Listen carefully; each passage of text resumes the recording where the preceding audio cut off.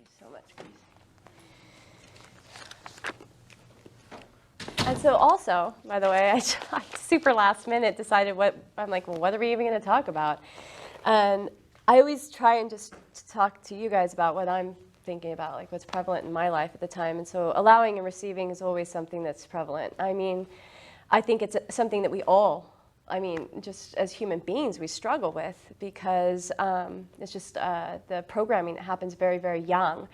And so a lot of the growth that I've done as I stepped onto, this path and kind of learning about manifesting and law of attraction is how important it is that you have to be willing to receive what it is that you're asking for. And just how often we aren't. I mean, really. And I'll frame it, like I always tell people, okay, I want you to imagine right now that everything that you ever dreamed of, wished for, ever, in your whole life is sitting in a bubble right above your head. It's right there. And all you have to do is pop this bubble and let it flow onto you. Are you really ready for it? Yeah, are you really ready for it? Think about each one of those things, and do you have room for it in your life? Are you actually prepared to receive that? What would you do with it if it came, if you actually popped that bubble? And so we start to see right there the separation from where we are to what we want, yeah? And that's why it's not in your life yet. It's just because you got to pop the bubble or be willing and ready for it. One of the coolest things, I guess, that spoke to my heart and helped me to kind of see what the allowing and receiving thing and how important it is, that concept, was there was a study that I think it was just like some college students did, where they stood out in New York on the street corners. Have you guys heard of this before? And they're trying to hand out $20 bills to random people on the street. They're like, no, I just want to, just trying to give it to people. And people are like, whoa, get away, I want that stuff. But everybody was like, why would somebody be, just appalled and like thrown back. And they could not give this $20 to anybody. And that is really how we are. If somebody tried to give you something, you'd be like, in your mind instantly, well, what strings are attached? And now you feel this karmic, like a lot of it too, and we talked about karma before, but a lot of it is that I think of it like the scales, like the Libra scales and the karma scales. And so when somebody does something for you, instantly the scales tip and we feel like we owe them. And now we're carrying this burden of guilt and weight and heavy, and we can't let anybody else give to us because now we got to pay them back, and it gets heavier and heavier and heavier. And so somehow we have to even that out. We have to come to a place where we're willing to receive, and we see that, okay, maybe we don't give back to them, but we're receiving from them because we've given over here. Like when we do things, and I worked in real estate for a long time. So I'm sure Dennis can speak to this too, because you're in mortgages, and I'm sure a lot of you guys have done jobs like that, where in real estate you could work with a client for months, showing them around, doing all kinds of stuff, and then all of a sudden they buy a house from somebody else because they just walked into an open house, or they just don't think about it, that kind of thing. And a lot of agents will sit down with this person, they'll go, okay, they're approved for this much, that's going to be X amount of dollars, and they're just thinking the money. So I just took it as, no, this is just my job. I show up every day and I just do this job. And I never looked at how much was I going to make off of this person. None of that ever mattered. I always just viewed it as, I just show up. I just do my job. And I will get, the reciprocation of that. I'll get paid somehow, some way.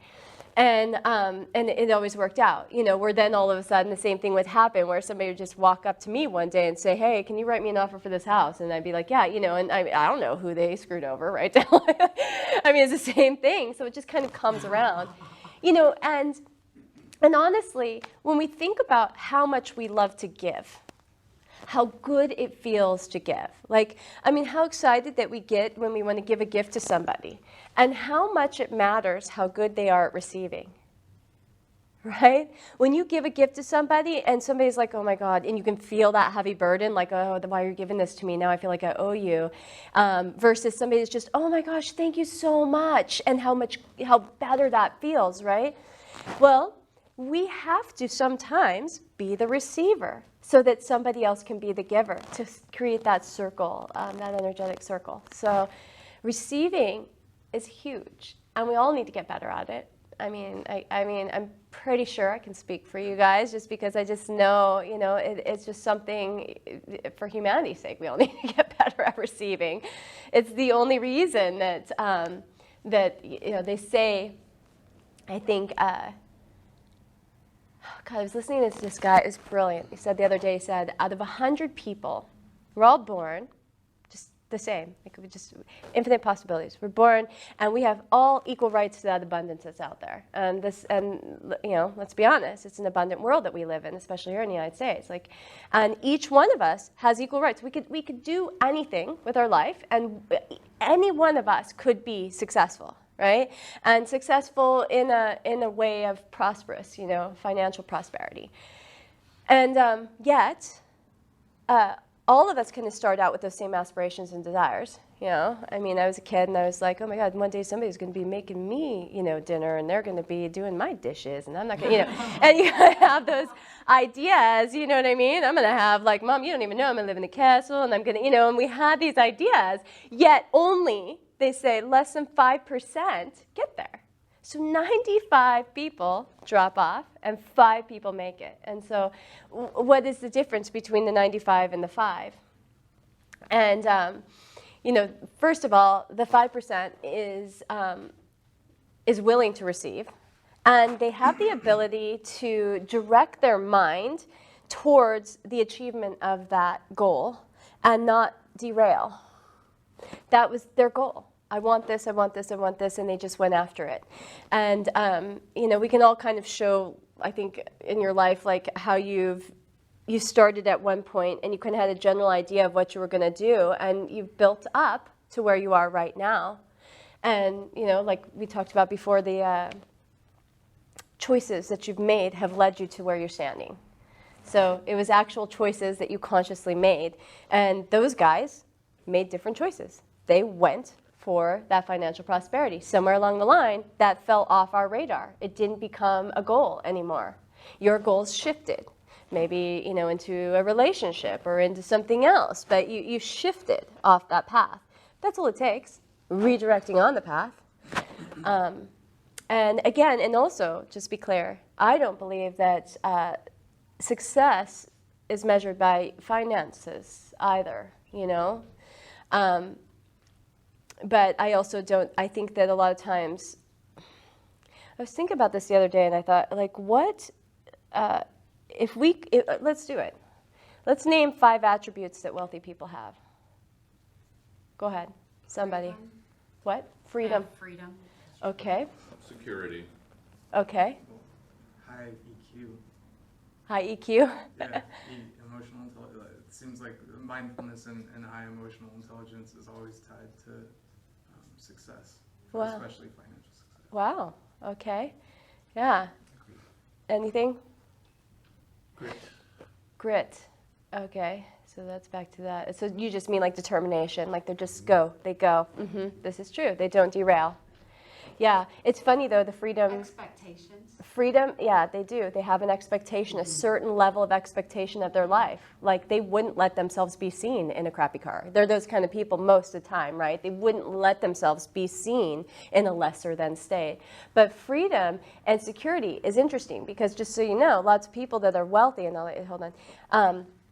lots of people that are wealthy, Will Smith comes to mind. He's somebody he's very much in the law of attraction, and he's brilliant, by the way. I mean, I'd really recommend like watching some YouTube videos about him speaking, being interviewed, and as he speaks about law of attraction concepts, he's amazing. But he says no matter how much wealth he accumulated, he never felt security or freedom.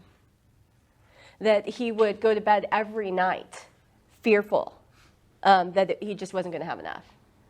And that loomed over him always. It's still something that he fights against. So it's a prevalent belief. So again, like you said, when we were talking about your aunt having this money, or your mom, yeah, the money, $1 million, and it didn't matter that she got the $1 million.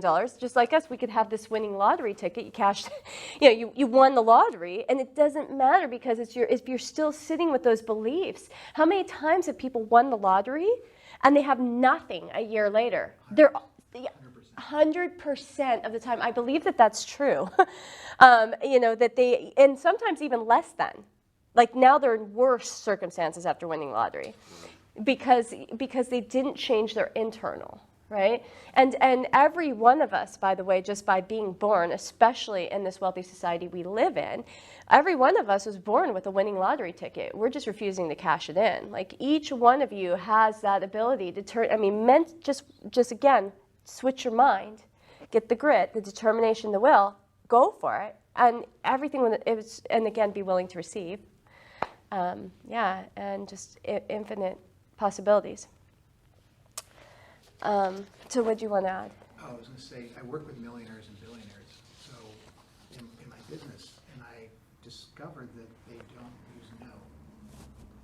Oh. No is removed. They don't Right. use no. They do what they want, and their intentions are very powerful, and they're very in tune with them, generally speaking. Right.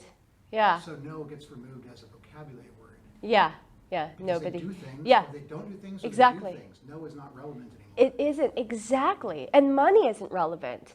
Oftentimes they don't, and like Donald Trump would always say, like he built empires when he had nothing. He would build the empires if he had billions of dollars backing him, and just go forward. And a lot of the secret societies, when you look at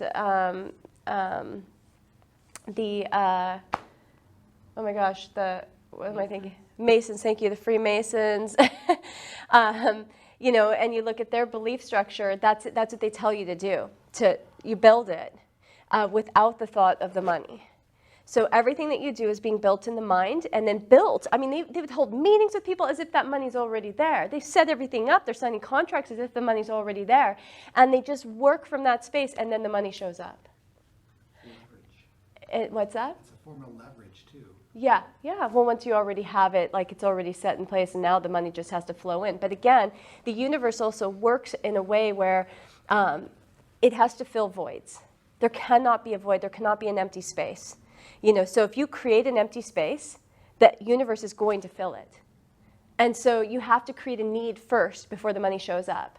And this is one of my most frustrating things with people when I'm talking to people. For me, it just like internally frustrates me because everybody's like, well, I just don't have enough. And I'm looking at like, really? You don't have enough? You seem like you have a house, you have a car, you have food, it looks like you have everything that you need. So what don't you have enough for? Well, I'd want more. Okay, what for? What do you want more for? I don't know. I'd just like to have some money. Okay, what would you do with it? Really honestly, and I have these conversations over and over again. Well, then I could do good for other people. Okay, what would you do? Well, I'd help people. How? And if you just have to ask yourself these questions and get the answers, because oftentimes you could start helping people right now. And as you start helping people, more money shows up. That's how it works. You got to do it first, but you got to know what you want to do. And you have to create the need, create the void, and then the universe has to fill it. Which was what I was discussing out there a little bit, was how we are all habitual by nature. We create these habits, and oftentimes those grooves and were created. They're called samskara. Were created, when you were very, very young, right? So the grooves kind of started, and then you've just kind of lived in this. The Groundhog's Day, like this vicious cycle over and over again. You wake up, you do it, you go to sleep, it's over and over and over again. And we really like habits. We like to live in that habitual nature. It feels comfortable, it feels safe, it feels good. Yet then we have this, I wish for everything that's outside of it. I'll keep myself really comfortable in this little space of my habits that I know what to expect every single day, yet I'll every day wish I had this. Even though I have no idea what this is, because I'm not willing to step outside of here to go there. So a lot of what I do that a lot of my clients hate about me, but I'll demand somewhat that they take a habit and break it. So something that's I say your deal breakers. Those are the best ones to let go of. Look at, if you're that person that has a glass of wine every night, let go of a glass of wine every night. If you're that person that has a coffee every day, let go of the coffee. You've got to do it. Both. Take away both. Do both. Do both. One or the other would be fantastic. Honestly, just think of that, because it shows the determination to the universe that, yes, I am shifting. I don't want to be the same person I was yesterday. Today I'm going to be somebody new. And this new person looks like this. And in that space, you can go, look, I am doing this new thing. And now I'm also open to new things coming to me because I'm this new person now. And it can be as simple as no coffee. Honestly, that is life-changing. I swear to goodness. You know, when you stop drinking coffee, it's like all of a sudden this fog is removed. And it's like you see things clearer, you feel lighter, you wake up brighter, you don't feel the heavy, lurking like I need my coffee in the morning. You just wake up clear. It's, I recommend it. Yeah, I know everybody hates me when I say that. They're like, I will never. And it doesn't have to necessarily be that. Maybe it's you drive to work and you can ride your bike. Maybe just even taking a different path to work. I mean, honestly, or taking a different path home. I mean, really simple it could be. I also like breaking up monotony in the house. Taking one room that you're in frequently, paint it, move the furniture. But when you're looking for a transformation and you're allowing yourself, you want to walk into this room and go, oh yeah, this is my abundance room. I changed it, and now this is aligned with my new self. Not the same person that's been there for 3 years walking into this room and has that same life. I want this newness. Like, Dennis embarking on this new, apartment, he has this opportunity to really create that space as this new him.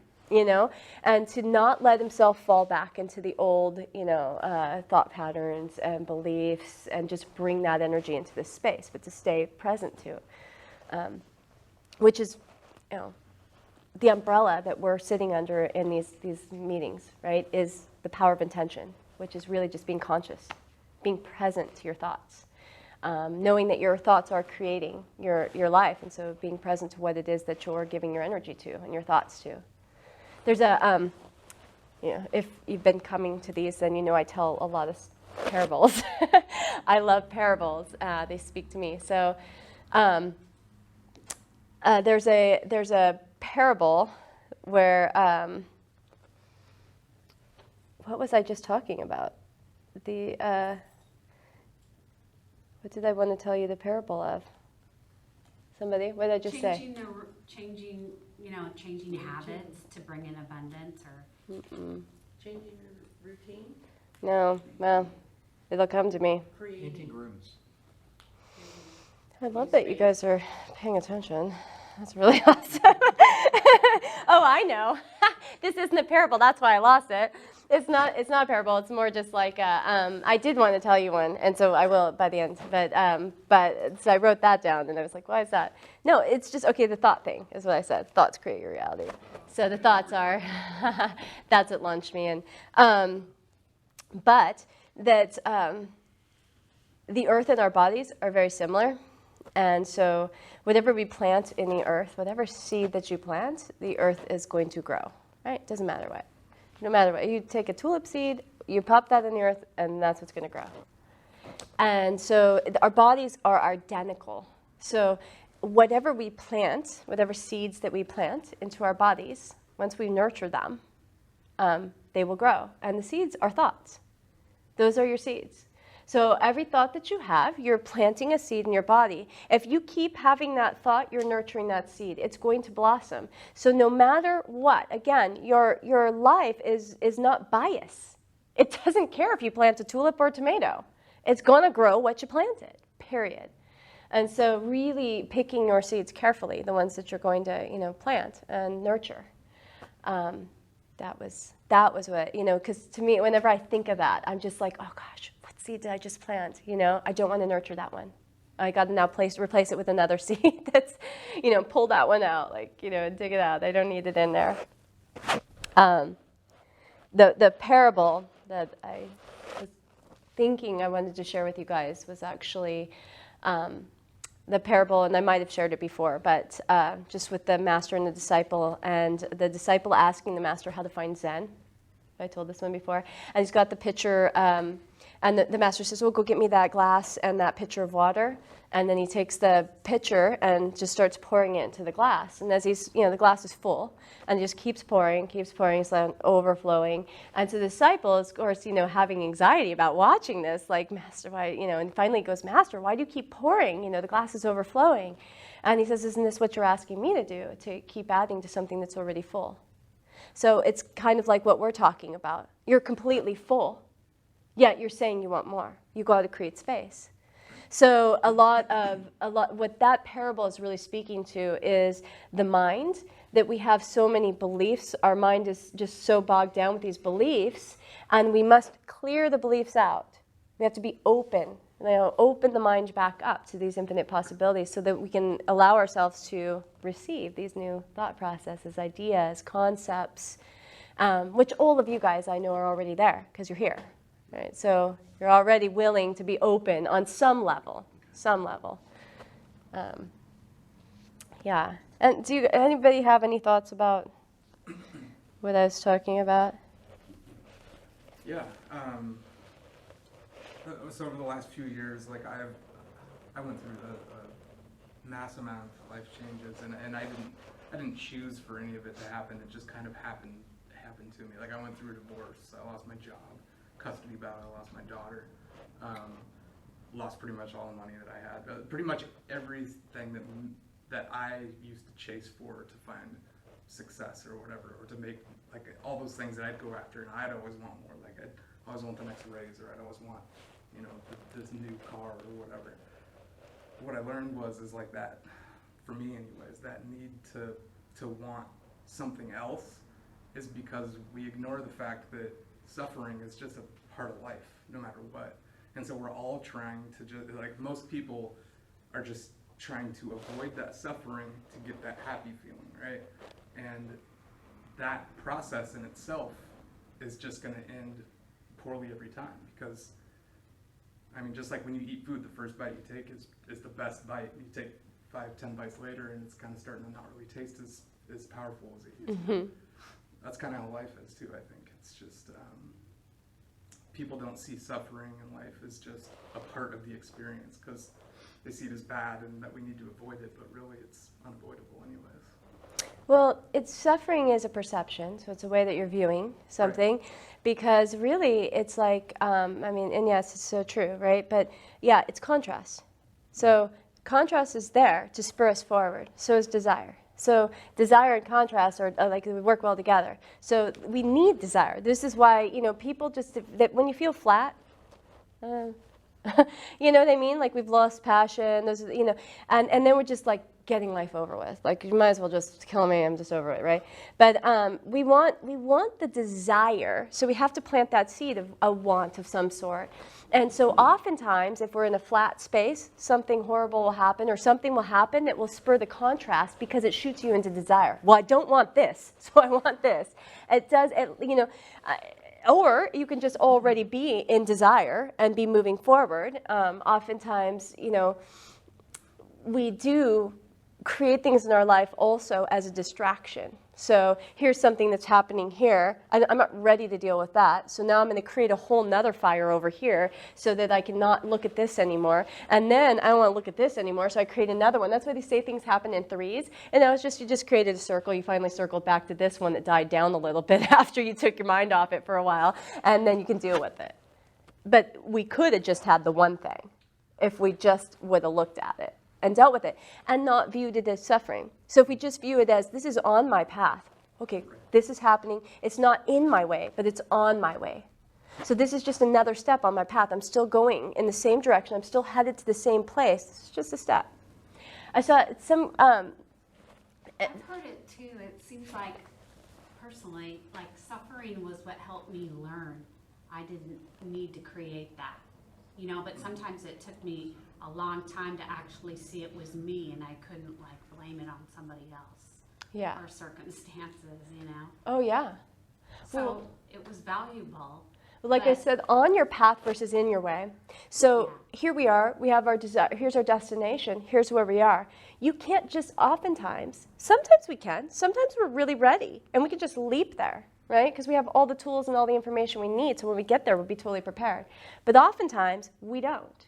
We don't have the tools that we need to be here. We just aren't ready for it yet. So now there's a process of getting yourself ready to be there, where it is that you want to be. And that process can look like learning.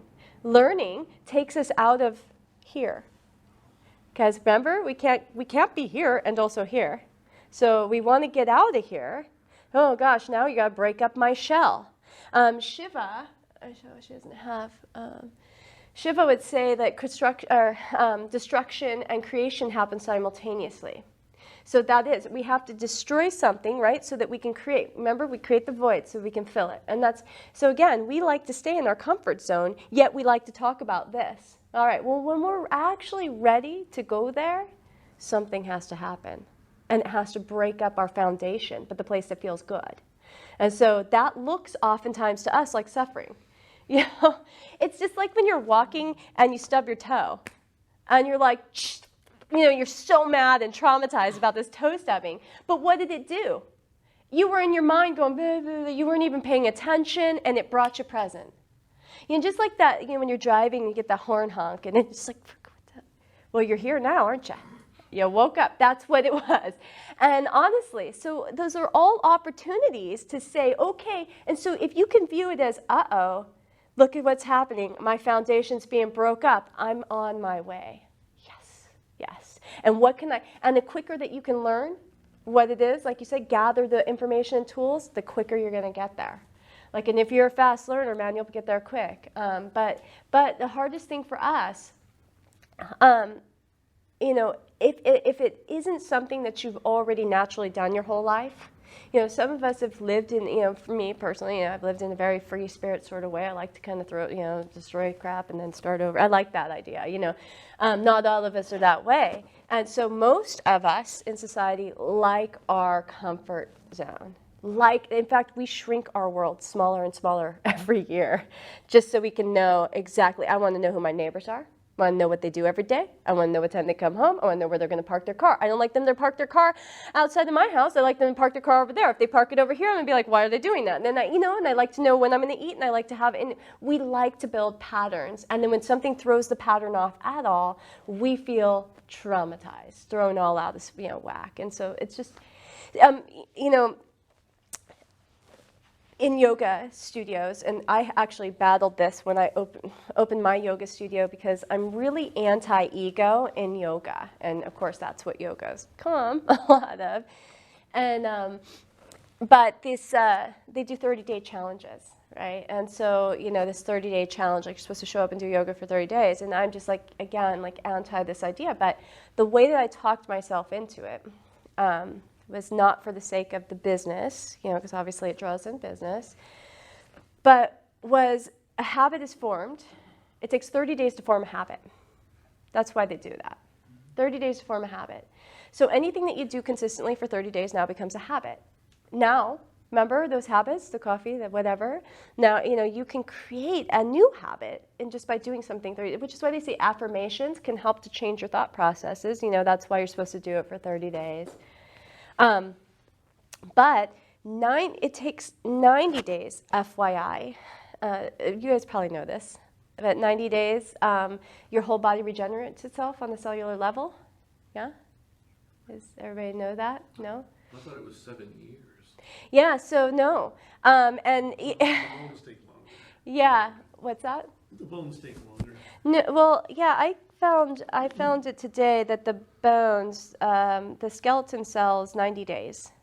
So they take the longest, or red blood cells take the longest, 120 days. So that takes a little bit longer, but the whole body itself, the shell, is 90. And what happens is the reason we age is not because our cells are not regenerating themselves. I mean, they're actually making a copy. But what happens in the process of that copy being made?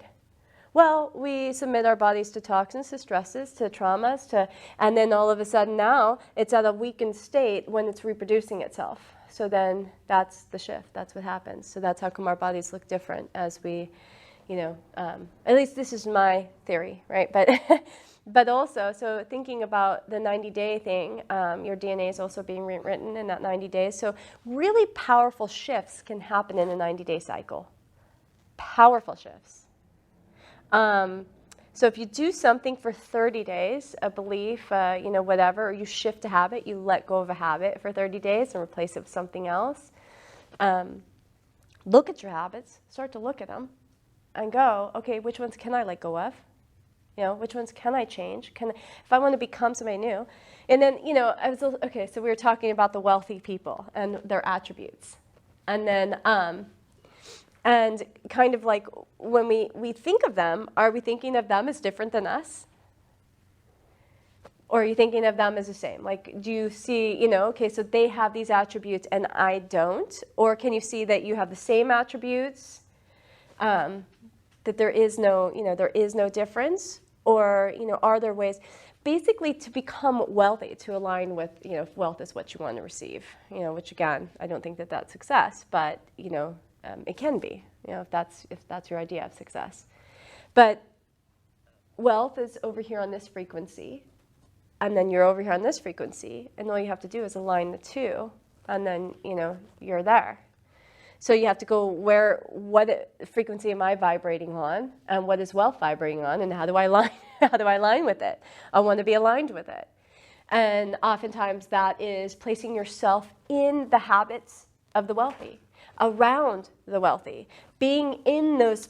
Honestly, your energetic field is going to shift if you place yourself in that space and that surrounding. So, you can't keep doing what you do, go to the same places you go, and expect something else to happen. Yeah? It's that simple. So you have to start thinking, if wealth's what I'm after, all right, what habits can I change that would be more aligned with something that, where I would find wealth and where frequency would align. I'm a terrible golfer. The wealthy do golf, apparently. That's but golf well. yeah, you don't have to golf well. You can just get out there and putt and wear the outfit. But think then, okay, so just being there on the golf course, you're now surrounded in that energy. Going to the country club, you don't even have to golf. Go to the country club. There's lots of country clubs that you can just go and have lunch at, and they're fantastic, especially summertime. Man, beautiful views. Somebody, go ahead. Who?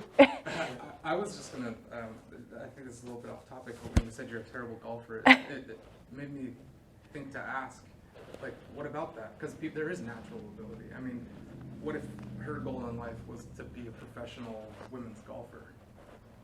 Well, I just thought, when you first asked the question about Absolutely is the answer to that. wealth, I had to actually realize that I had a negative picture that popped in my head.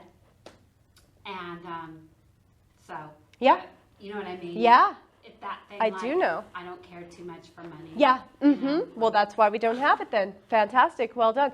And most of us are that way. Most of us, honestly. And honestly, most of us have this, and you have to look at, that's what we did last time, was look at, okay, so what belief happened? Because remember, those years that frame your subconscious mind, from 0 to 6.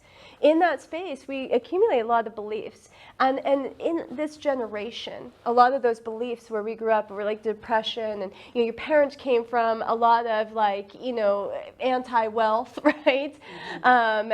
Mentalities. And so that was a lot of what you were fed. And so again, it was like those few people that kind of experienced. I remember hearing stories of So say that you grew up in the same circumstances. Mom and dad were just just anti-wealth, and the man, and the wealthy are assholes and all that stuff. And then again, you're very young, and they take you to somebody's house. And it's a beautiful house. You just happen to go there. Maybe your dad's working at the house or something like that, and you show up and you see this house, and you see these people just like you. It's just like you. And you're like, I want this.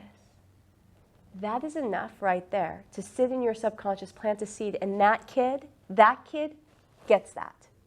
But most of us get what our parents have. Mm-hmm. Most of us get there, and that's where we level out. Because that's what we were, built to create. I mean, that's what we believe. But back to that, yes, absolutely. Absolutely. You can do anything. It's all based on your beliefs. So, I watched that movie. I like to watch inspirational flicks. I like to very much I always ask people, they'll be like, oh, you want to go see a movie? I don't know. Is it happy? Like, I want to know the ending first. Has somebody seen it and it's going to end like inspiring and I'm going to walk away feeling good, because otherwise I don't have time for it. I do not want to walk away feeling bad. And so I don't care if the ending's ruined. I want to know I'm going to be like, yes, or like moved in some way. And that movie about that kid, Eddie the Eagle, the skier guy, right? He's like this, he's a young kid. It's a true story, by the way. It's from England, so yeah. And it's a true story. This kid, he is like not an athlete by any way, shape, or form. Natural abilities were not there. Yet he decided at a very young age, for some reason, he was going to be an Olympic athlete. And so he had to go through all these different, sports, trying to find this, this sport that was going to work for him. And he ends up finding ski jumping, and it's just an amazingly inspirational story, because he could have literally killed himself, and but he's just determined, and everybody's telling him to give up on this idea. You don't have ability, is not there for you, and everybody's laughing at him, but he was only saw his goal. Remember that grit? He had the grit. He couldn't see because what happens is the belief is powerful. And the belief doesn't happen until you believe it. So somebody could tell you 55,000 times that you're never going to do this. And that doesn't matter. It can roll off you, but the moment you believe it when they say it, now you're changed for life. And so he just never believed it. He never believed it. I don't know if he had partial brain damage. No, but it's so awesome. It's like the coolest story ever. So anything is possible, and yeah, oftentimes, I think that we're born sort of with a mission, and so we kind of know within us that this is what we're drawn to, and so yeah, if she wants to golf. No, so I was thinking, I know. I want to be, well, I'd love to be psychic, but I want to be, an energetic coach, so I should hang out with Absolutely. Yeah, absolutely. No, honestly, that's exactly what I recommended that to Dennis recently too. If you think about Abraham Hicks, Esther Hicks. Yeah, does anybody know the story about Esther, that she, Jerry was very much into this kind of stuff. She was anti all spirituality, anti just anything that had to do with law of attraction. She thought that they were all evil and had to do with the devil and Satan, and she wouldn't even let him have books. He had a book from that was, I can't remember the person's name, but she channeled Seth. Julia Roberts. Or is that no? Julia Roberts is an actress. Jane Roberts. Okay, Jane. I read Yeah. all kinds of Seth books. Yeah, so he had a Seth book. She wouldn't allow it in their bedroom. He had to leave it outside the bedroom, and she was really just anti this stuff. And then she started to kind of warm up to it bit by bit, reading a little bit, and it became okay. And then ended up going with him, and they had a private session with Jane Roberts, who was channeling Seth. And it was just within somebody's home, like a very, very small setting. There's only like a few people there. And it had a profound effect on her. So she watched this thing, went back, and she started meditating. So she started to be open to this meditation idea. And they started meditating, and they were doing, these meditations for, sometimes hours. They sit next to each other and do these meditations. And all of a sudden, she started having these, moments where things were coming in, and that's when she started channeling Abraham. And yeah, if you haven't ever seen her speak about it, it's really amazing. Just watching her speak in general, when she's her, and then when she's channeling, even if you don't believe it, it's really hard, to imagine that somebody could be that good at acting, and just be a normal. But so that was it. She put herself in that scenario, and I really think, I think about that a lot, that energy of being, being there and witnessing it and feeling that, and maybe she was open too, and somehow that opening created, this opportunity for these. Her desire. And her desire, exactly. Because she was already really religious, right? I think she was religious. So she was had not open to the spirituality. I that, don't. the divine thing she was. Yeah, maybe. I know that she said when she witnessed that, it was a life-changing event, and she had the opportunity to have a Q&A afterwards. So it was just one-on-one with her and Seth, and she had a list of all these questions, like these, about, spirits and this and that, and that, I just think that was the shift. That was the moment that shifted her. And so there's always going to be a moment, and, it took for her to be in that space. So absolutely, being around people that are energetic, and also practicing being intuitive. Just practice. Think about it, just notice when you've aligned with something and you've thought like a telepathic, oh, I thought of somebody, and then they called. Notice those moments, and then go, maybe I'm going to think of somebody and see if they call, or do that kind of thing, and just kind of start to practice little ways like that. I think that's where I started, was a long time ago, just kind of noticing that, and it just be so interesting. And then for me, the people that were closest to me, if I locked in with them energetically, I would get messages. In my sleep, a lot of times, it would be dreams, but I would be able to tell them crazy stuff. Like, oh gosh. Well, one of my coaching clients, I hadn't talked to him in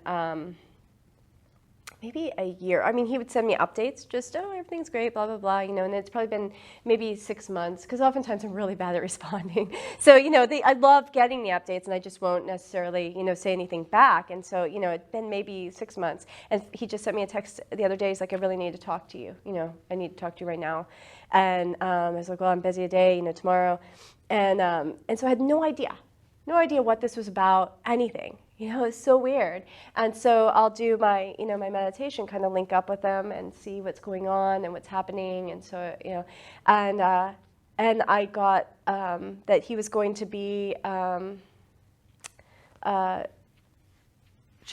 word transfers in my head, but that's not what I'm looking for. Relocating. And to freaking Dallas, Texas. I got Dallas, Texas. I wrote it down. I'm like, relocation to Dallas, Texas. And I saw, a fight with him and his girlfriend inside the kitchen, and I wrote everything down. And then he shows up, and I'm like, so what's going on? And then he doesn't mention anything about this relocation thing, because he's got this one mission of what he wants to talk about, right? And so, and I was like, I got to ask you, are you planning on moving? And he goes, yeah, well, that's part of it. We've been planning this whole relocation. I'm like, where are you going? He's like, well, Dallas, Texas. And I'm like, oh my, look. And so those sort of things, when you just get that reaffirmation of just, wow, this is, how would, come on, seriously. And I had a friend that her dog was pregnant. I had no idea. How often do you know when your friend's dog is pregnant? It's like not something you talk about. I had no, any idea. And I'm like, I woke up, and I had a dream about her. Actually, I saw her house. I can see it now, like her garage, and I saw these puppies inside of a box in the garage. It's gonna make me cry, because I'm very tuned into suffering. I don't like it, and that might have been why I had the dream. But I saw that they were really cold, and then I saw all the puppies were now moved, gone, and one of them was still in there. And so the next day I called my friend, and I'm like, this is gonna sound super crazy, but by chance, is your dog pregnant? It's like, well, not anymore. And I'm like, what do you mean? Well, she had puppies last night. And I'm like, oh my God, go to your garage right now. You got to go to your garage. There's one still in the box. And she was like, how did you know they were in the garage? And I'm like, oh my God, because there's one still in there. Just go. And she was like, I already know. We found it. It died. Didn't make it. It just froze to death. And I was just like, so, those sort of things. And I could go on, for hours and hours and hours and tell stories and stories and stories. But for me, oftentimes they'd happen in my dreams, and then I'll know the difference between a dream and one of those, right? You just feel a difference. And then I would just call and verify. I had a dream about one of my teachers that was working for me, moving to Montana, another relocation thing. And so, I called her up. I'm like, are you going to be moving on me? What's happening? Are you going to Montana? And she goes, oh, no. Me and my boyfriend talked about, or me and my husband talked about it, but, I told him no. I'm like, how weird. Like, why would I have this dream that you're moving? It's so strange. So, anyways, that's what you start to align with that and start to check in. You'll know when you get something and it's legit, and then just ask. I did understand what happened with that dream. You dreamed she was going to Montana and she didn't? She didn't. Well, I dreamed that not that she was in Montana or that had she gone, but that there was, discussion, I guess, of her going to Montana. And so, I just called her up and said, hey, are you planning on going to Montana? And she said that her and her husband, I don't want to call it boyfriend, her and her husband had actually, like a couple days prior to that, fought about this. So they had discussed it. Oh yeah, they had discussed going to Montana, and he wanted to move out there and start his tattoo business out in Montana, and that's where they're both from. And which I didn't know any of that at the time, and so then I just got this whole story. Oh yeah, he wants to. It was just funny because she didn't even ask me how did I know? That was like how did you know? Just she was. That's how connected me and her were. That it didn't even occur to her to ask. Now that I think about it, that's interesting. It's not out of the ordinary. Yeah, exactly. Of course she would know. Of course. So yeah, okay. Anybody else want to add anything or talk about anything that's been going on or thoughts about what we've been talking about? I'm trying to figure out whether this is relevant. I'm trying to make it relevant. I actually worked a Zen parable into a chapter of this new novel I'm writing. Yeah, love it. And but it has to be one I think that hopefully it's relevant to something that's been said tonight. Are you familiar with the Zen parable of the monk and the two tigers? I don't know. Tell me You it. may have heard it, and he's heard it, I guess. So a monk is being chased, presumably a Buddhist monk. He's being chased by a tiger, very, very hungry. He falls over a cliff. He's holding on to a root at the side of the cliff, and he looks down below, and there is a tiger equally hungry at the bottom of the cliff. So he can't save himself. Yeah. But he sees the most beautiful, plumpest strawberry that he's ever seen in his life. See, you've heard it. Version. There's the most beautiful strawberry he's ever seen in his life right there on the cliff. So what does he do? Does he worry about the tigers? No. He reaches out, he takes the strawberry and eats it, and has the most delicious meal he's ever had. And the obvious intention of the parable is that this monk was wise because he could live in the moment. Yeah. Rather than saying, I'm going to die, what everyone else would do is, I'm going to die, I'm going to die, I'm going to die, I'm going to die. And by guess what? We're all going to die. Yeah. Certainly our bodies will. Yeah. So we are going to die. And you can spend all your time saying, we're going to die, we're going to die, we're going to die. But he's living one moment at a time. It's like, oh, there's a strawberry. Yeah. And he doesn't deny himself the experience of the strawberry. Now, the way I use this in my novel, and I'm going to try to make this really short and not give too much detail, but the protagonist of this chapter, he's a young professor, he's been denied tenure, he's going to have to move to another city, and his living girlfriend doesn't want to relocate because she's studying Kant or something on a PhD program, and so they fight about this. And she's a Zen Buddhist and an existentialist. And she says, but instead of fighting, why don't we just focus right now on having the most wonderful summer we will ever have? Let's focus on that right now. And then she tells him this parable. Yeah. Yeah. And I was so proud I could work something. Yeah, I love it. Yeah. I don't know if that's really relevant to what you're saying today, other than yes, of course, living in the moment, anytime. appreciating what's in front of you. Yeah. Right? Oh yeah, presence. So that's what the Zen monk did. Absolutely. Yeah. Yeah. Well, you know, it kind of comes, it's similar to the other parable where, you know, if you're searching for Zen, you have to empty the mind. So being very present and in that space without any past, without any future, without any thoughts, because that's the self-induced suffering. That's what is when we, even carrying into that moment your past, you know, he's not thinking about yesterday. He's not thinking about tomorrow. He's not thinking 5 minutes from then or 5 minutes back. He's just thinking about that moment. You know, he's not like, I wish I had done this. If only I hadn't, you know, come out here, I wouldn't feel, you know, he's just like, oh, here I am, and this is it. And kind of, I think, you know, yeah, so the goal of life. I mean, I think it's very prevalent to everything we're talking about. I think I've heard the two tigers in that. I mean, this is probably up The for tree. debate, but the two tigers represent just the dualistic world that we all deal with. Well, as no, people that have point I don't duality. know, but I'm sure there are people who put those things on it. Yeah, yeah. You said that, yeah. Yeah, yeah. Well, there was one more point that I kind of just hit. I do like a really quick just scan of my brain and hit points, and this one I wanted to say because I think it's super prevalent to the allowing and receiving concept. That kind of comes back to that expectation thing, what we allow, and here's something to notice. That we all sort of believe that to earn lots of money, there has to be some level of suffering. That, so for example, we expect that if somebody has a lot of money, they probably do something they hate.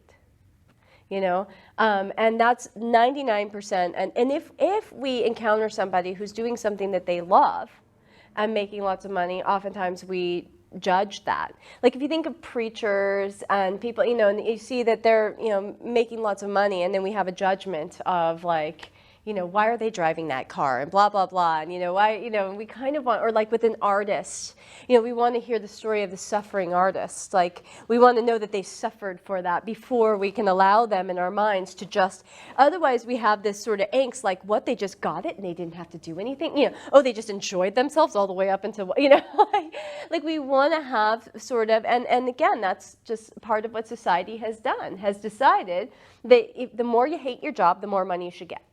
Right? Like people that work really hard hours, work really, like you can't just, you know, the doctors, they're working, you know, nights, and people that are working, you know, these off hours and sort of beating up their body, and you should have to have some level of stress and working hard and all of these different things, and then you get more money for that.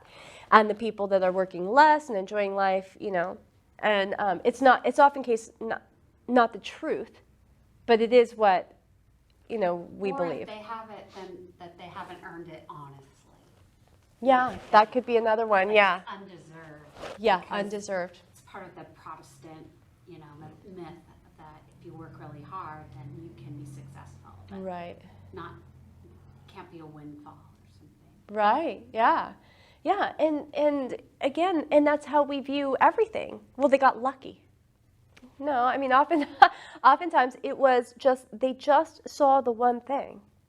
They just kept moving in that direction. They didn't let anything take them off their path. That was it. They had one. And again, oftentimes, my belief is the goal should not be, the end result should not be wealth.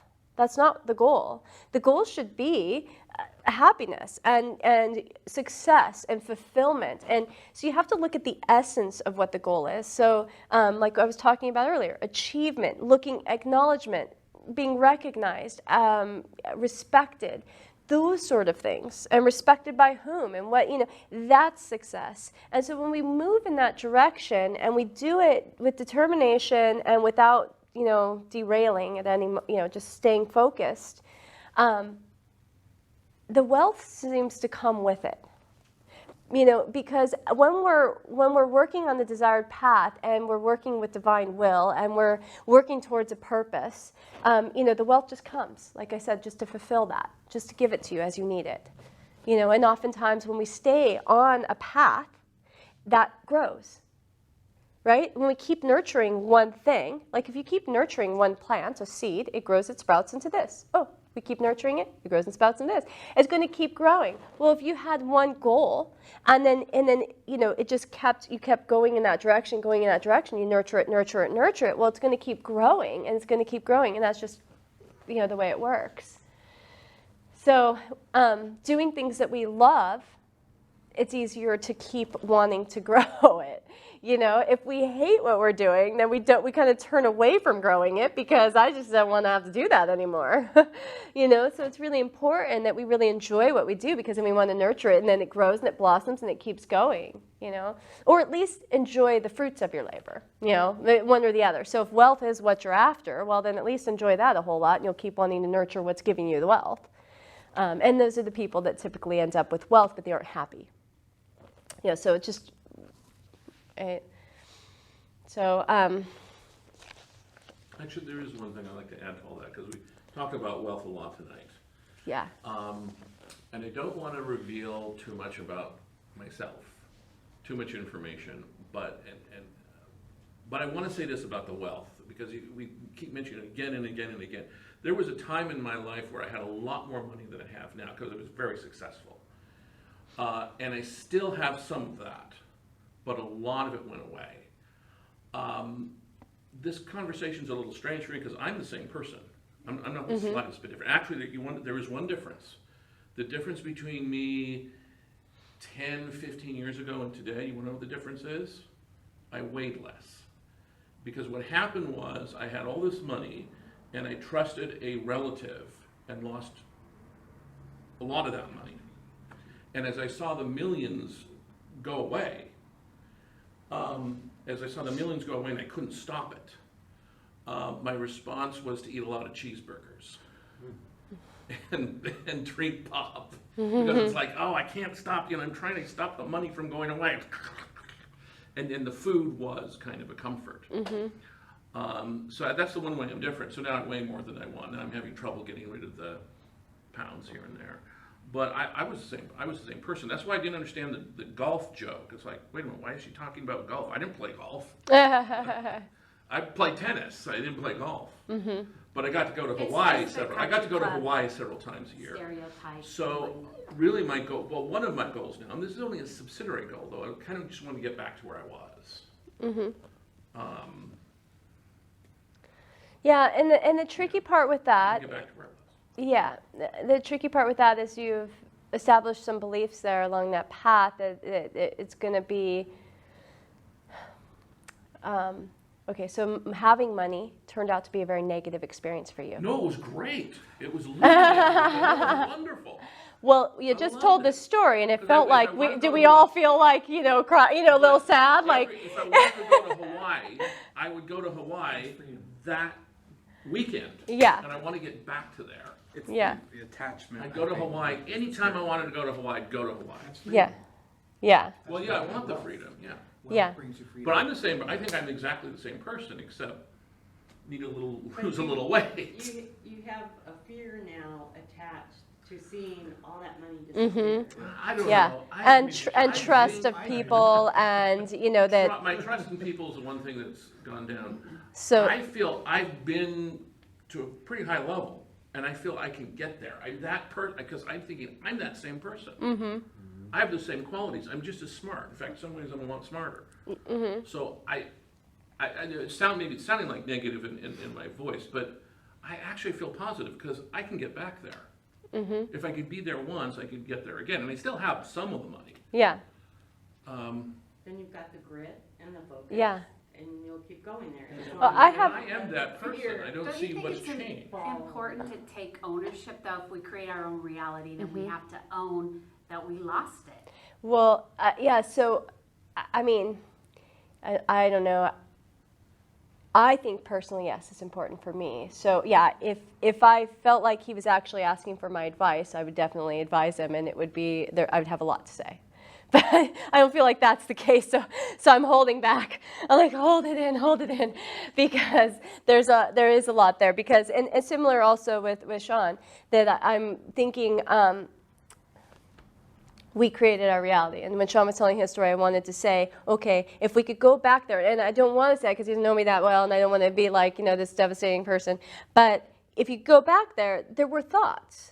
There were thoughts that came to you. There were feelings of, I want something else, or maybe this isn't right, or I want, and then the universe showed up to give you what you were. And so there were thoughts there about the money that was sitting uneasy, which is why the money went away. It's the only reason it goes away. It doesn't mean you can't rebuild it in a second. I have so many friends that have done that. Trust me, I have so many friends that are amazing people that have created huge, massive businesses, and and then that sold that business, and then lost everything, and then started over and done. So trust me, it's completely. And again, the Donald Trump thing that I mentioned, that he's that guy, He went right? bankrupt 4 times, I guess. Yeah, absolutely. So it's just Well, yeah.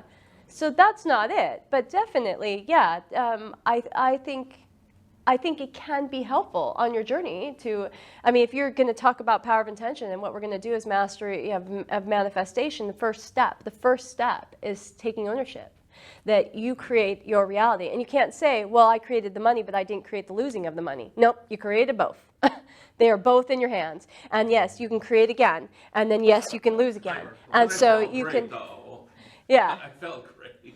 Yeah, I think you create diseases. absolutely. I brought that. I'm a huge believer in we create diseases, and not that we create the disease. We can. What happens is certain emotions. It's weird that you asked that because I totally came here prepared to say this. There's certain emotions that in China, the Chinese, attribute this. They have this qi. This energy that flows through the body. And they say that each emotion has a certain energy or frequency that sits and goes to is absorbed by a different organ in your body. And so if you have a heightened amount of a certain emotion, well, that emotion's being processed inside this organ. And so oftentimes it can fester in that organ and start to cause the disease of the organ.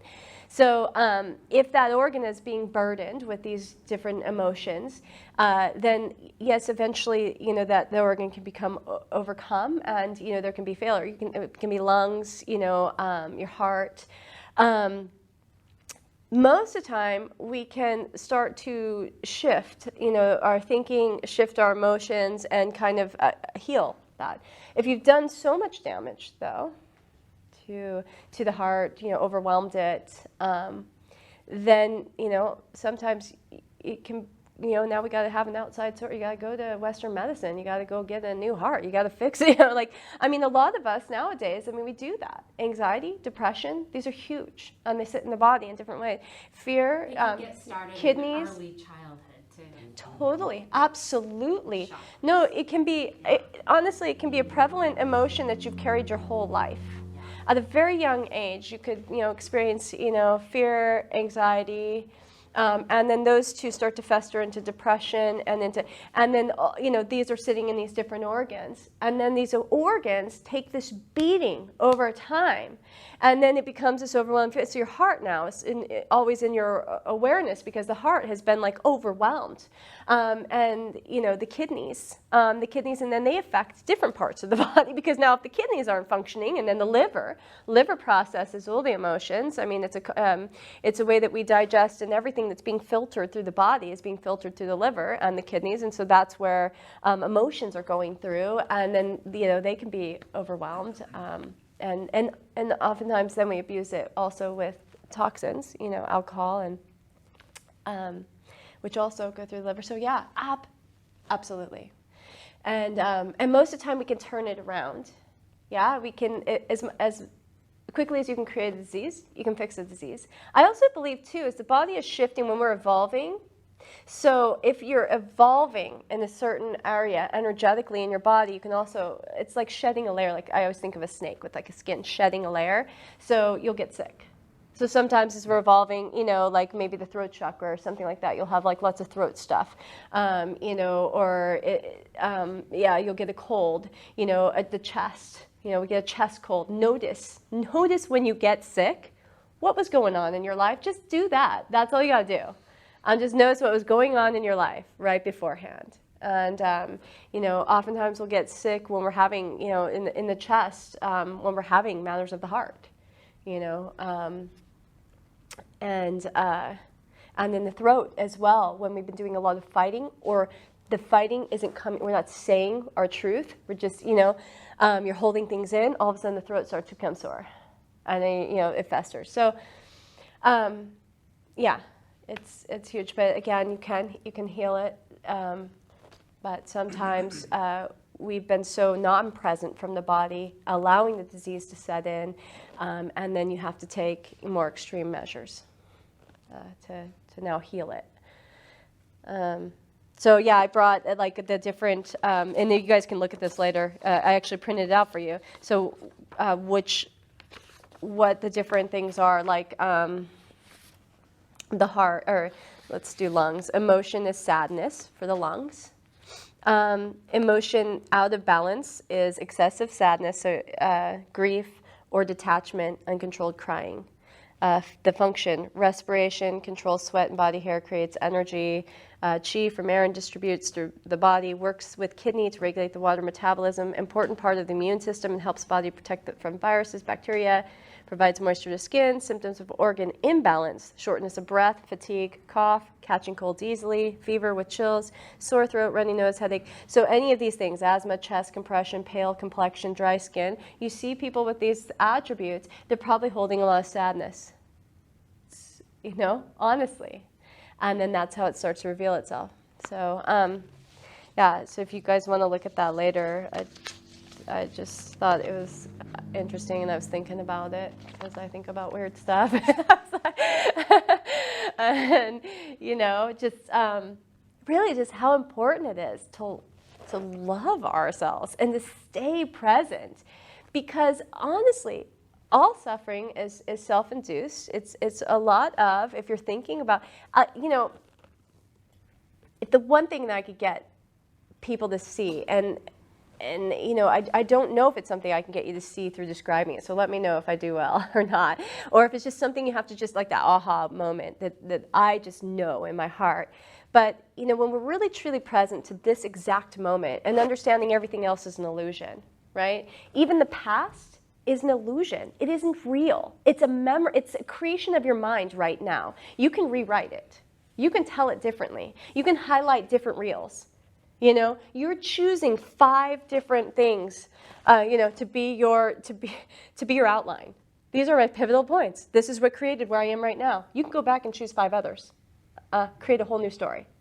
And, if we think about all the bits of information coming at you in any moment right now, there's billions and billions of bits coming at you every single second right now. Your mind's only perceiving this much, like the tiniest, tiniest, tiniest amount. So how is your mind deciding what it's perceiving? What's the filter? The filter is your beliefs. It's your beliefs. And that's the filter. So that's how you're perceiving this moment. And so when we can jump out of, say the past, I urge you to note your story. Know your story. Write it. Do an outline and say, here's my story that I tell over and over, because we hold on to our stories very dearly. And if that story is not the one you want to be telling, change it. Because if it's not leading you up to the point you want to be at, rewrite it so it gets you to where you want to be, right? So here's where I want to be right now today. I'm going to say this happened, this happened, this happened, this happened. They can be truth. Yeah, we just pull different parts of our story to tell that story. And then, but from time to time, let go of your whole past. Let go of your whole future. Let it all just go. It doesn't happen. You're just jumping into right now. And right now, that $1 million doesn't matter. How does it do anything this moment? If I gave you $1 million and put it in front of you, how does it make this moment any better? How does it add to this moment? Nothing. It's a pile of green stuff. Exactly. Nothing. Everything we need right now, we have. And that is always the case. You will never find yourself in a moment, ever. I swear to God, there is no moment where in that moment, that pile of green stuff is going to change it in any way, shape, or form. It may change here, but that's a choice, right? You can change there. You can decide to feel freedom. You can decide to feel ease. You can decide to feel security. It's all, again, your filter and your beliefs. Okay. you know what you're doing? You're feeding beautifully into my story with the monk and the tigers and the strawberry. Oh, Perfect. Great. Do you see? Yeah. That's exact, and that's why Buddhists tell that story. yeah. Because apparently Buddha had that quality, was always living one moment at a time. So yeah, there's actually, so the parable I tell about the moment is New one. yeah. Oh, this is a good one. This is one I tell all the time, Okay. and it's a story of Buddha sitting with his disciples around the dinner table, and they're all eating dinner, and he says, he asks his disciples, I wonder how much longer you think you have to live. So he turns to his first disciple, I wonder how much longer you think you have to live. And he says, well, surely, Master, I'm of good health, and, I take care of myself. Surely I have 5 years left. And he goes, you, my son, do not understand the meaning of life. He turns to the next one and says, how much longer do you think that you have to live? And he says, well, surely I'll make it to the end of this week, Master. And he says, you, my son, do not understand the meaning of life. He turns to his next disciple, how much longer do you think you have to live? And he says, well, surely, looking down his plate, surely I'll make it to the end of this meal. He says, you, my son, do not understand the meaning of life. Turns to the final disciple, says, how much longer do you think you have to live? He says, Master, I only have this breath. And that is the truth. There is only this breath in any given moment. So so in yogic philosophy, and this is where I'm the most, knowledgeable, because this is, my cup of tea. Yogic philosophy, the belief is the whole lifetime exists in one breath. And so the inhale is a rebirth. The exhale is preparation for the rebirth. So every moment is your opportunity to be reborn, every breath. The exhale is the clearing of the old. What we tend to do is bring into our new lifetime, our inhale, the exact same shit that left on the exhale. We just keep recycling it over and over again. So we don't ever clear and then choose, consciously break. So that's why they say the meaning of life is held in the space between the breaths. Because if you can do that 4-part breath, I always talk about the quantum breath, the inhale, hold at the top, find the space. It's in the space. It's in the space. At the top, they say, Krishnamacharya has a quote. He says, inhale and God approaches you. Hold the inhalation, remain with God. Exhale and you approach God. Hold the exhalation, surrender to God. So if you think about it and you think about God in terms of the universe or as your life, as creation, the inhale and you approach God. So your inhale is you're in that moment. You're in creation. You're approaching creation. I'm in creation. I'm experiencing life. I hold the inhalation. I remain in creation. I'm right here in my creation at that inhalation. The exhale, now I'm approaching, or God is approaching me. So the exhale, now God's coming to me going, okay, what do you want? What do you want? What do you want in the next creation? Right? And then at the end, I have to surrender. I have to surrender first. I have to surrender everything I think I know about life. I have to surrender it all. Let it all go. And then I hold in that space, what do I wish to create? I say this to God. To creation. Boom, I inhale. They believe in that cycle. It's happening. That's it. That's it. If we can just bring it down to that. That's your lifetime in the breath. So that is, what Buddha is trying to say. It all happens in the space of the breath. And if we can stop for a moment, be conscious of that breath, and decide what we're creating in each moment, instead of just keep on going through. And I also believe you only have a certain number of breaths in a lifetime. And why is that? Statistically true. Yeah, so they say, you certain number of breaths in a lifetime, and so you don't want to, and so. Everyone stop jogging. well, you can One breath closer to dying. So you can jog, and not have to breathe, right? So learning to breathe is critical, and that's why the yogis place all the emphasis on the breath, on pranayama, because when we stay in a very relaxed state, when you're in a state of samadhi or calm or peace, you'll notice you don't even need to breathe. Like when I take people into a shavasana, oftentimes people would get kind of nervous because they're like, Jesus Christ, when's the last time I took a breath? And they're like, gee, I better breathe. But in the state of calm, we don't need it. Our body's not searching for prana. It doesn't need the energy. And so, the yogis that are masters of, this, they can go without a breath for a very long time. So it's staying in a state of calm. There's the people, posted this on like Facebook or something, these people that like go and fish, so they have to fish, but they spearfish and they go down deep into the water and they'll stay under there for, long times, 5-10 minutes under the water. They've learned how to master that state. They say that first they have to get in a meditative state. I mean, these are just indigenous people in the middle of nowhere, but they try and explain this to us, oh, what you do is you just get really calm and you just stay calm. I mean, and then you don't need to breathe. But we live in a state of anxiety, fear, and our breaths are very short and shallow. They don't even feed the body with what it needs. It's not even feeding the organs with that chi or that prana that we were speaking of. So your body is like being malnourished with energy, and yet we're using up our lives, breathing. So it's amazing. The breath is really the key. And so meditation helps you to clear out anxiety and to come into that state of calm. Yoga too, yoga is just a moving meditation or a way to get the angst out of the body so you can settle in. So yeah, I don't know how I launched into that, but there you go. There it is, the meaning of life summed up in a nutshell. Any thoughts on that? Yeah. This is maybe like for a whole nother meetup, but I wondered if you could talk about our soul's plan when we get here. So I just recently read this book about how a lot of times our families and everything, we have certain lessons that we're learning here. So somebody's life might be a lot more difficult than mine. Yeah, and again, difficult is perception because there's children that are born, their mission to die of some horrendous disease by the time that they're one. That's what they're born here to do.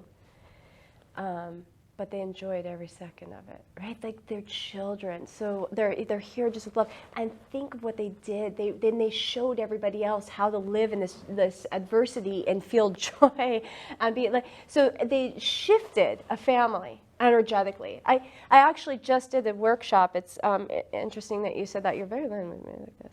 So this one over here. But I just did a workshop. I'm studying something called constellations, and so I think I've probably mentioned it to a few of you guys. I got in a car accident, and the guy that I hit was a psychotherapist. And it was very interesting. I just felt again, because of this intuitive thing, it felt like the universe aligned me with them.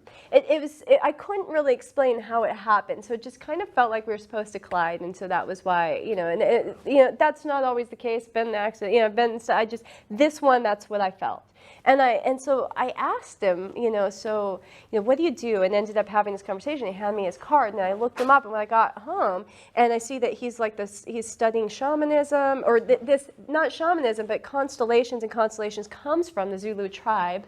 And the Zulu tribe, their basic foundations is from shamanistic kind of viewpoints of how they run their tribe. And so when I saw this, I was just like, weird. This is so aligned with who I am. And so I sent him a message, and I'm like, what is constellations? I couldn't really figure it out from that, and I'd never heard of it. And that's very unusual for me. Like, I swear I've heard of everything, even if it's just from the ether.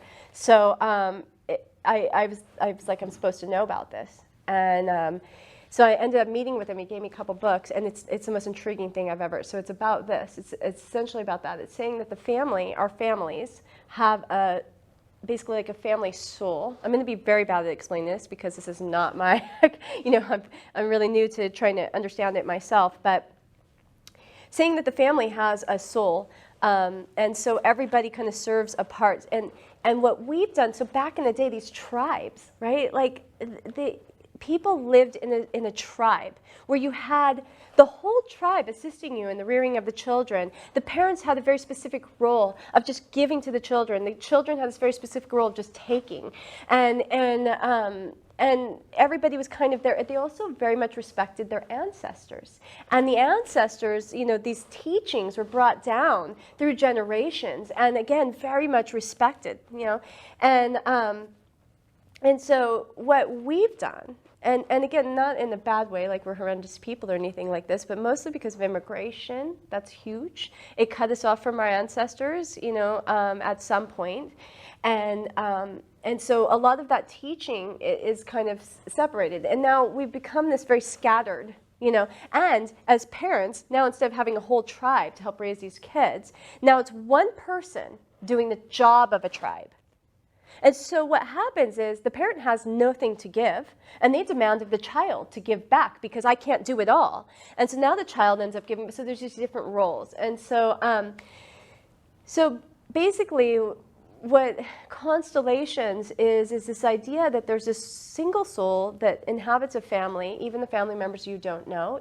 These are even like children that were miscarried, aborted.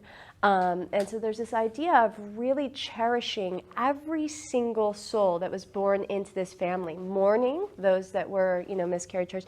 Because oftentimes when a child like dies or something happens bad, we try and just not look at it, because we don't want to have bad feelings. Where back in the day, they would have, again, these tribes. It's like, we have come together as a tribe, and they all mourn together, and there's this big, again, these rituals. So anyways, they were saying that because children, their hearts are wide open. And once we get into adulthood, we shut our hearts off. We definitely close down. We put up lots of walls between us and the world. And our hearts are the way that we connect with the world. So children, which is why we're so drawn to them, their hearts are wide open. They're just wide open. So they can experience things and see things and know things that we don't. That's why children are so empathetic, too. They just want, if mom and dad are upset, they want to take that burden. They own it as theirs, and they want to make the parents feel better. And this is what children do.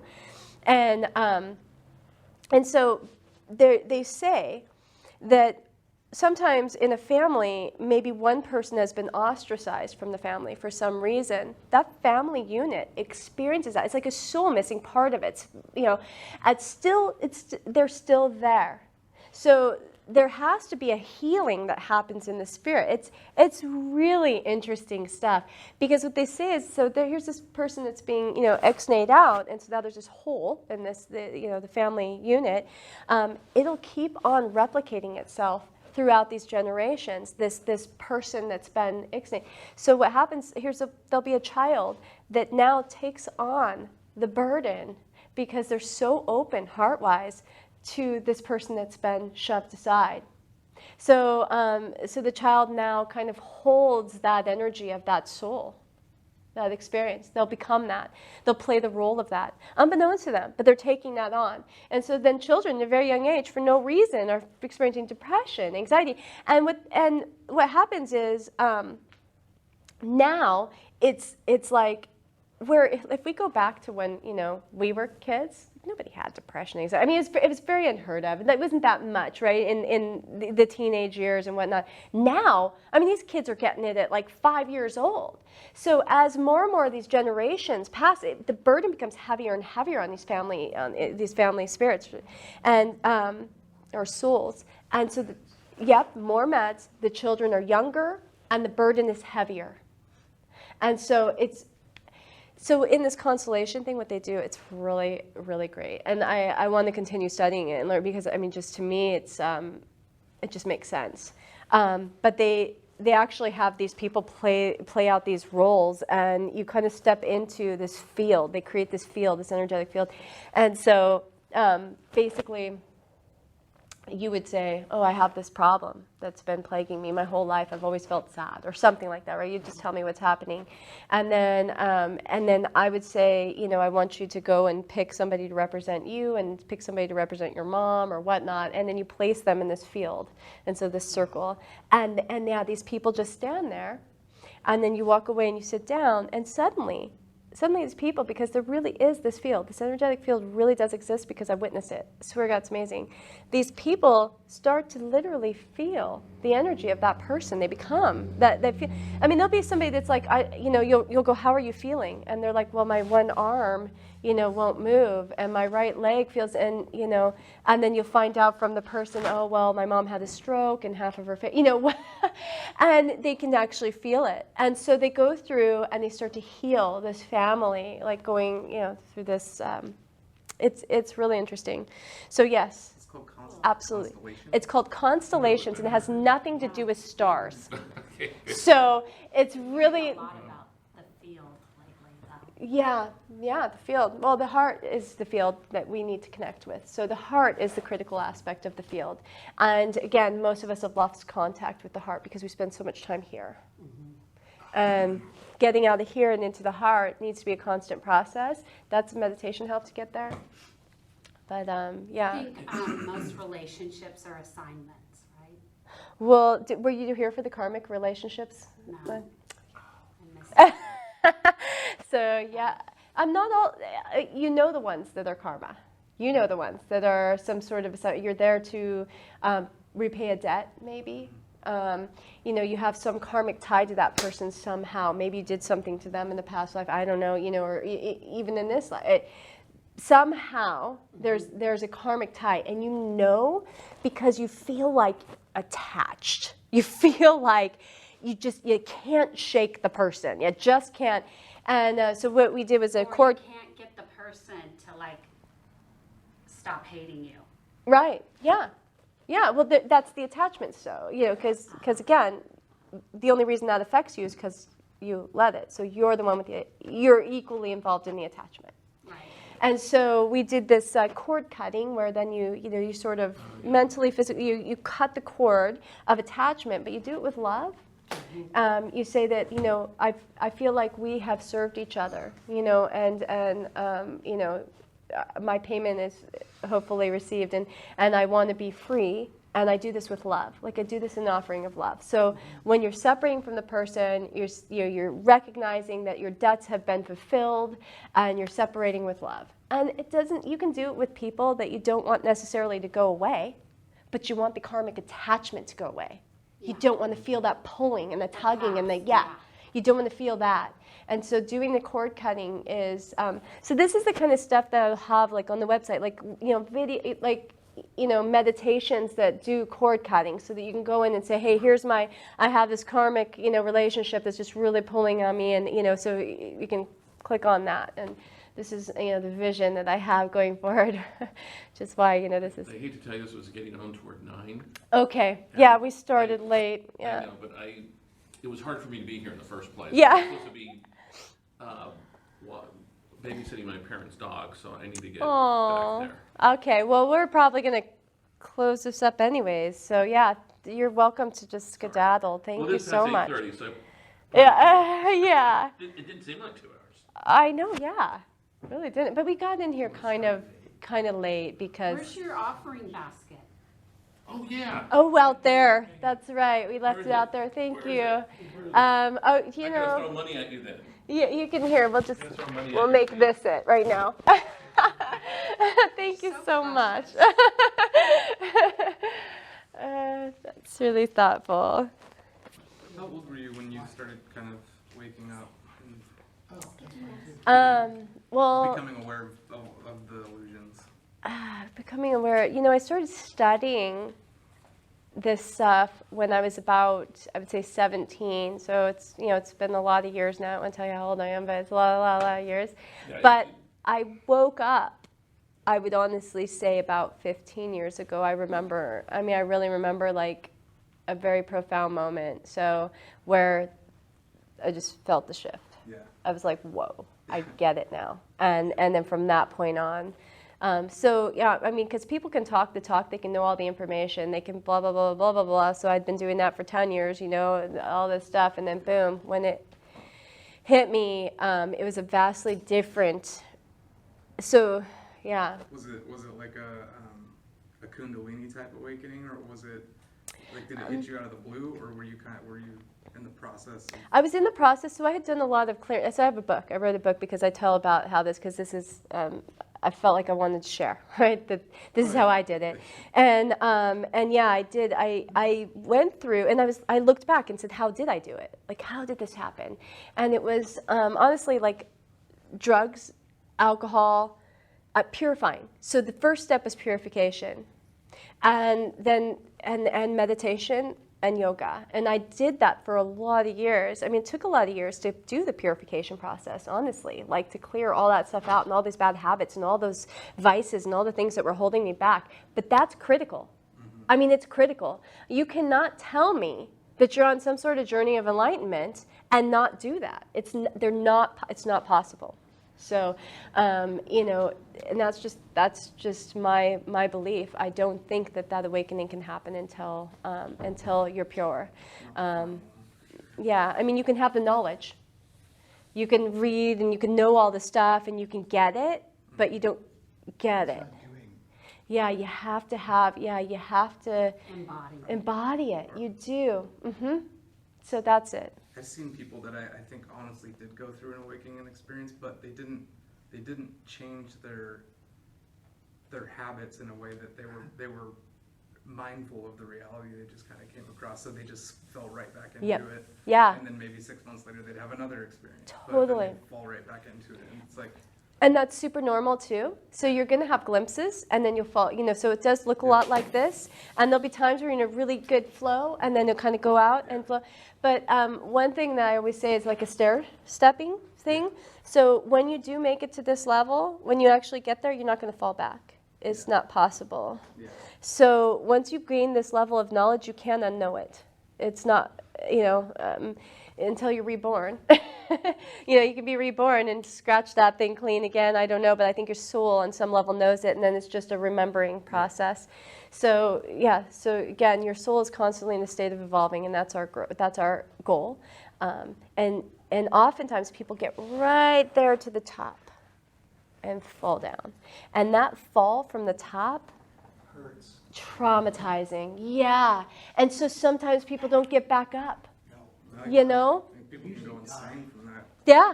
Well, so yeah, the Kundalini thing. If you know, drugs nowadays, everybody's like shooting for this instant, you know, gratification. So they use drugs, peyote, all that stuff, or using anything that's ayahuasca.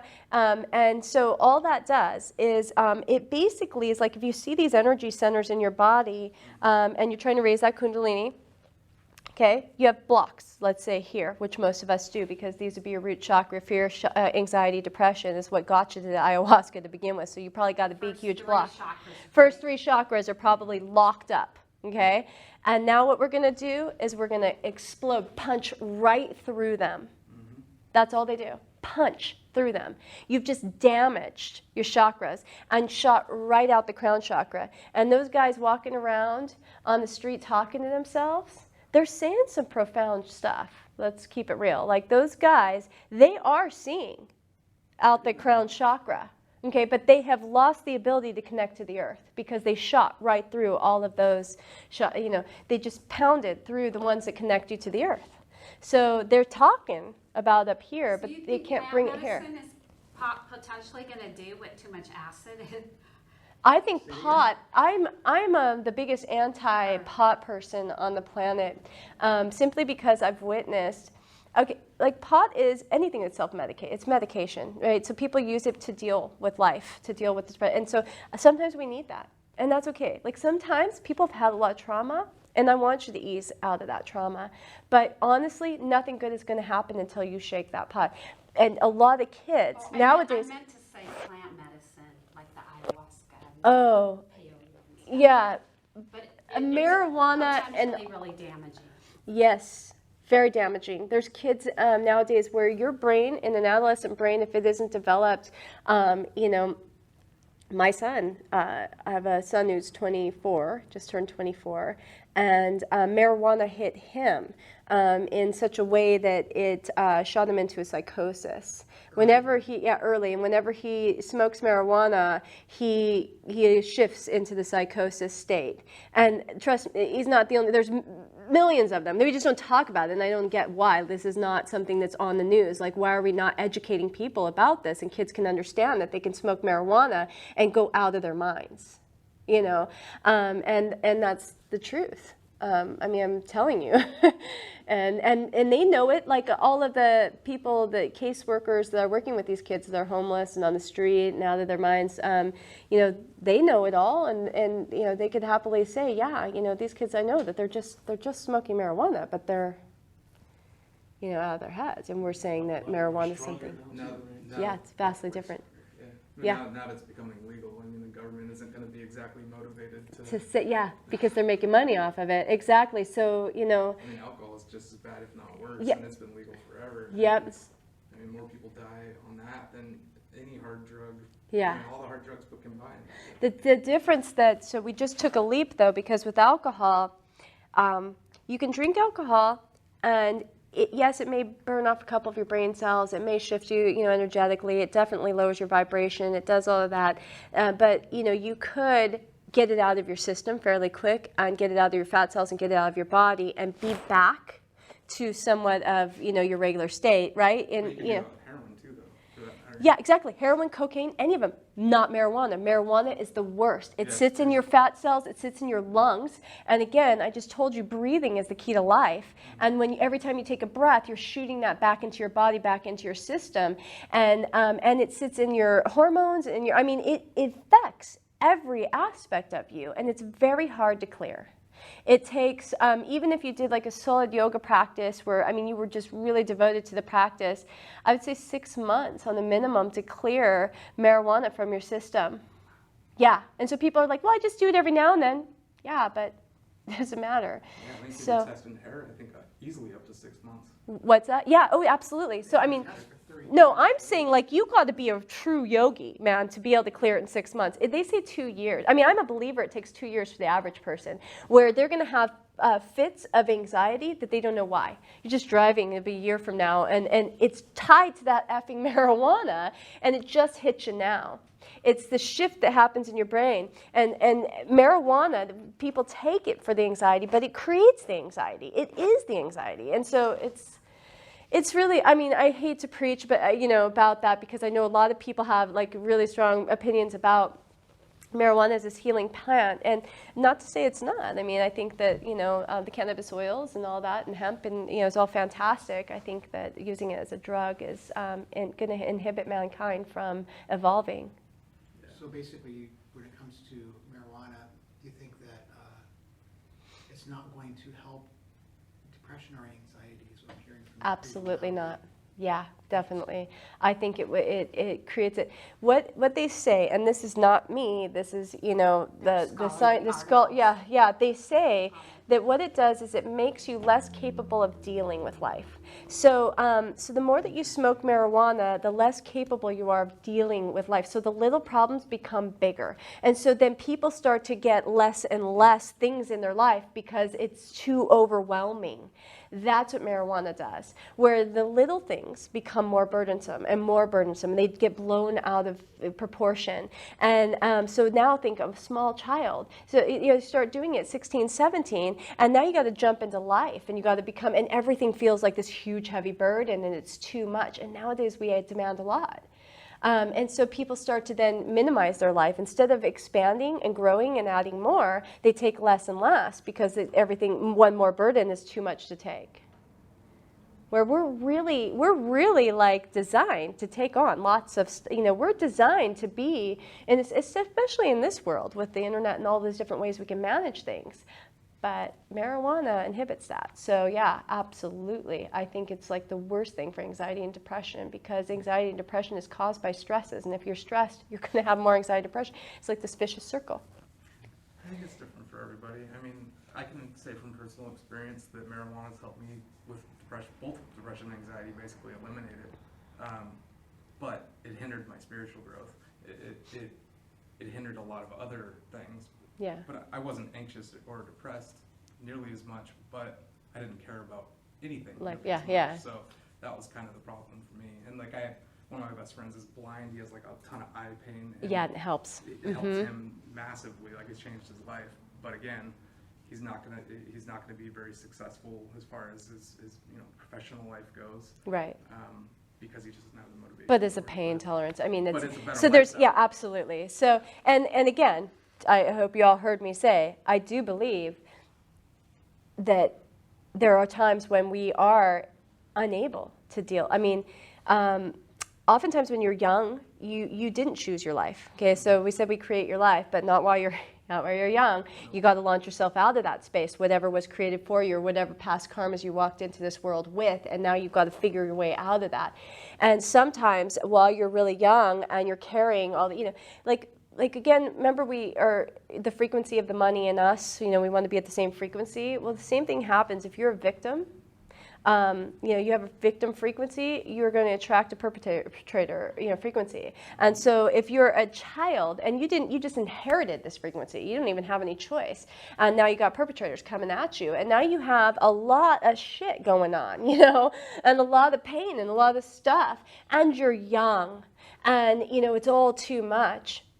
Medication is the way to go. And I'd much rather marijuana, just so we're clear, than any prescribed medication. So I do think it can be a bridge to get people over a gap when they're going through really hard stuff like that.